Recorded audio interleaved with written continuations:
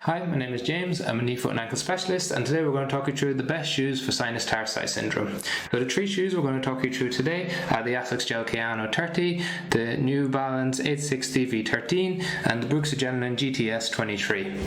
So all of these shoes provide different types of support and that can influence your sinus tarsi pain. I'm going to talk you through each characteristic and what they can do for your foot pain as we go throughout the video. So one of the most important factors when it comes to sinus tarsi syndrome is that if you have a lack of control and your foot moving side to side, that can cause a pinch on the outer aspect of your ankle, give you pain, swelling and nerve irritation. So there's different ways to accommodate this. In the Asics Gel-Kayano, they've got a traditional medial arch support with their 4D guidance system, and that means they've also got a wider flare underneath the sole of the foot, so it helps to support the arch of the foot, and it has a broader base to give stability to your foot to reduce the amount of motion at your ankle, and that can offload that sinus tarsi syndrome. In contrast to that, New Balance have stuck with the more traditional medial posting, and what that means is that the outer bit is thinner than the inner bit, so that means it puts a slight tilt on your foot, and that's one of the most favourable things that we look for, and something that we try to do with taping is we try to turn the ankle out slightly, open up the sinus tarsi space and ease that sinus tarsi pain. So an excellent shoe for that.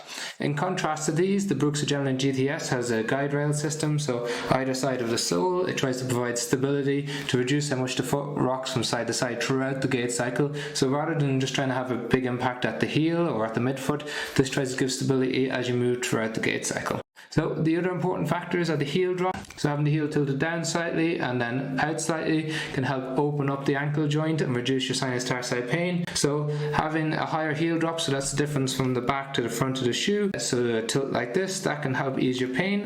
The Adrenaline GTS has a 12mm heel drop, so that's the difference from the back to the front.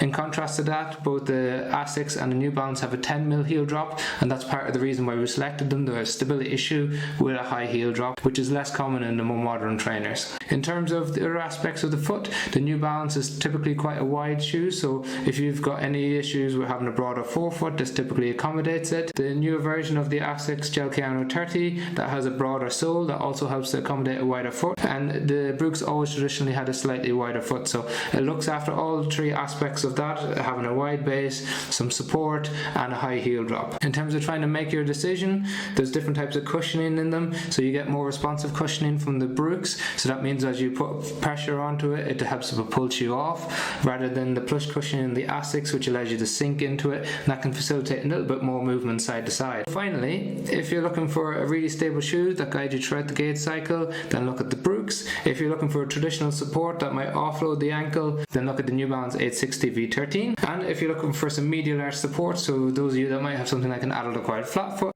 then you might benefit from the Asics Gel-Kayano 30. If you've got any questions on any of these shoes, please leave them in the comment section. All of these shoes are linked in the description below, and if you found the video helpful, please like and subscribe to the channel.